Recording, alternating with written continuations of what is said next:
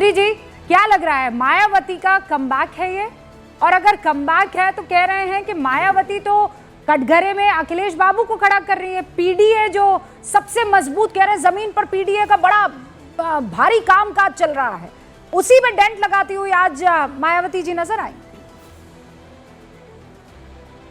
देखिए रूबिका, आपने बहुत अच्छे से इस संवाद को आगे बढ़ाया है और उसमें कई प्रश्नों के उत्तर मिले भी हैं। मैं बस इतना कहना चाहूँगा कि कांशीराम जी का सम्मान वस्तुतः भारतीय जनतंत्र का सम्मान है और हर कोई, हर राजनीतिक दल को उसे करना ही है और मुझे लगता है कि करना चाहेगा भी, क्योंकि दलित जन में जनतंत्र की आकांक्षा और विकास की आकांक्षा बहुत तेज़ी से बढ़ी है।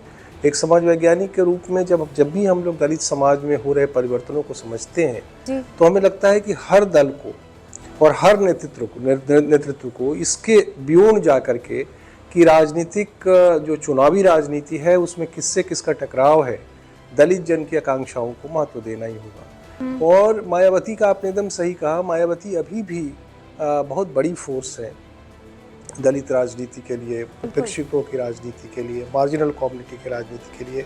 और कांशीराम अंबेडकर जी के साथ एक बड़े सिंबल है और उस सिंबल का महत्व दिन पर दिन बढ़ता ही जा रहा है और मुझे लगता है बढ़ता जाएगा। लेकिन जब राजनीति की बात होती है, कड़वी सच्चाई है बद्री जी, आप भी जानते हैं कि उन चेहरों के नाम पर किस पार्टी में कितना दम है कि वो दलितों को अपना बना सके। और जब मैं अपना कह रही हूँ तो वो करनी का मुझे नहीं मालूम है, लेकिन हाँ वोटों में जरूर अपने हो जाए, बाकी बात का देखा जाएगा। तो वो इस वक्त कौन करता हुआ आपको दिखाई दे रहा है? नहीं, देखिए मुझे लगता है कि दो तरह की राजनीति होती है। एक राजनीति होती है जो ग्रासरूट परिवर्तनों को प्रभावित करती है और एक राजनीति होती है जो सिर्फ चुनाव की परिवर्तनों को प्रभावित करती है। तो अभी जो विमर्श चल रहा है वो चुनावी परिवर्तनों से जुड़े हुए हैं, लेकिन ये मायावती का एक जनाधार तो है ही है दलित समूह में। समाजवादी पार्टी ने भी अपने आधार का विस्तार किया है, पिछले दिनों जो पीटीआई की पॉलिटिक्स है वो चली है। साथ में बीजेपी ने एक बड़ा आधार जो बेनिफिशियरी कम्युनिटी का जो विकसित किया है, जो बहुत तरह की जो योजनाएं, स्कीम्स जो दलित समूहों तक पहुंची हैं, उसके कारण उनका भी आधार तल पे बहुत प्रभाव बढ़ा है। तो एक बहुत ही पॉलिटिकली कॉन्टेस्टिंग सोसाइटी होकर के उभरी है दलित समूह। मतलब और आप कह रहे हैं कि तीनों चारों को जो है मजबूती दे दी है, चाहे वो पिछड़ा वर्ग हो, चाहे जिनको सौगातें मिली हो वो वर्ग हो, बिल्कुल, चाहे वो डे वन से मायावती जी के साथ जुड़ा हो वो हो। पंकज जी, फिर ऐसे में आप कहाँ अपने आप को पाते हैं? मतलब कांग्रेस की अगर दृष्टि से मैं बात करूं तो अपनी जगह है, इन सब चीजों से कांग्रेस का क्या लेना, उसका एक अपना अलग स्थान है। मैं तो ये देख रहा हूँ कि आज मायावती जी बड़े गुस्से में है, नाम बदल दिए। मायावती जी से भी ज्यादा रूबिका लियाकत जी गुस्से में है कि नाम बदल दिए। अरे नाम कहाँ बदल दिए, नाम फिर बहाल कर दिए।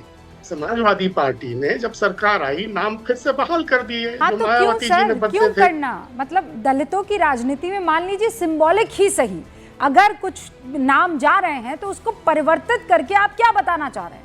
अच्छे प्यारे नाम है। पहली चीज वही मैं कह रहा हूँ, अच्छे प्यारे नाम है। पहली चीज तो ये है ना कि नाम बदलना ही क्यों?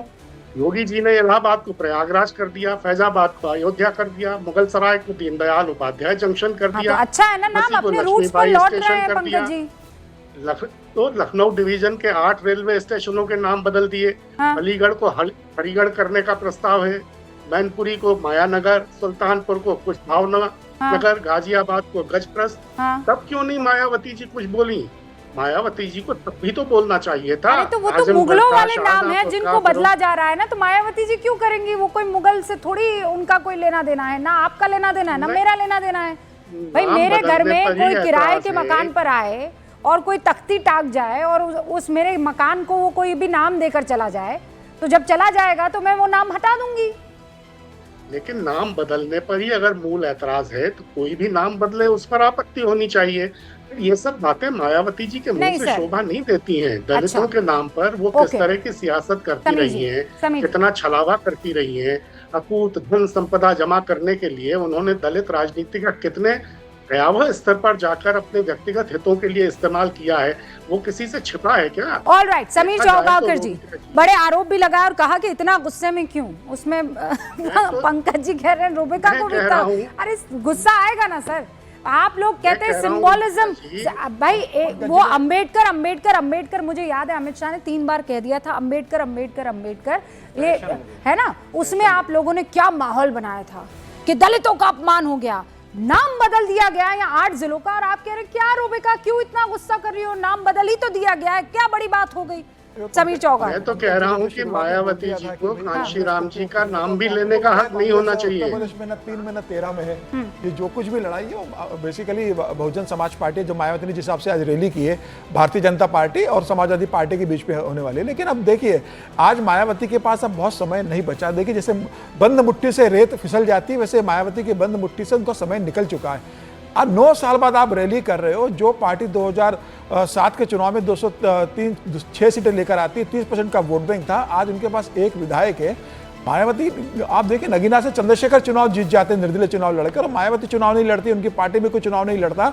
लगातार आप पार्टी के लिए जमीन स्तर पर आपने काम सर किया। आरोप ये लग रहा है ना कि बीजेपी लड़ने नहीं देती है। नहीं, बीजेपी सब लड़ने देती है, और बीजेपी ने जितना दलितों के लिए किया है, तो मायावती के लिए बहुत ज्यादा स्पेस बचा नहीं। आप देखिए, 2014 से प्रधानमंत्री मोदी ने पूरे देश के अंदर दलितों के लिए जो किया, दलित को राष्ट्रपति बनाया। प्रधानमंत्री मोदी ने उत्तर प्रदेश के, पूरे हिंदुस्तान के अंदर सबका साथ सबका विकास की जो बात की, दलितों के लिए किया, ओबीसी के लिए किया। उसके बाद जो उत्तर प्रदेश में भारतीय जनता पार्टी तो आप ये कह रहे हैं कि अब सबसे बड़ा चेहरा जो है वो मायावती ना रहकर प्रधानमंत्री नरेंद्र मोदी हो गए। निश्चित रूप से, सिर्फ दलितों की बात लेकिन नहीं कर रहा हूं मैं, वो दलित हो, ओबीसी हो, सवर्ण हो, आदिवासी हो, सब जाटव जो सबसे बड़ा कम्युनिटी, सबसे बड़ी कम्युनिटी है सर, वो आज भी दलितों में वो मायावती के साथ है।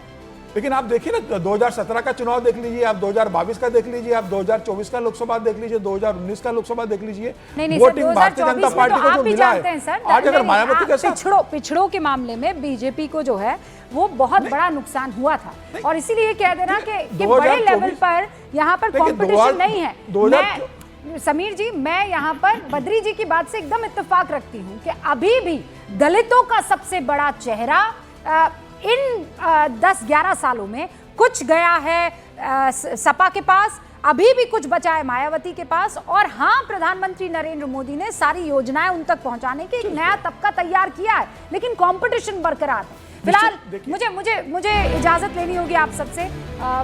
चाहती थी लंबी थोड़ी डिबेट हो, लेकिन बहुत बहुत शुक्रिया हमारे साथ जुड़ने के लिए। देखते रहिए न्यूज़ 18।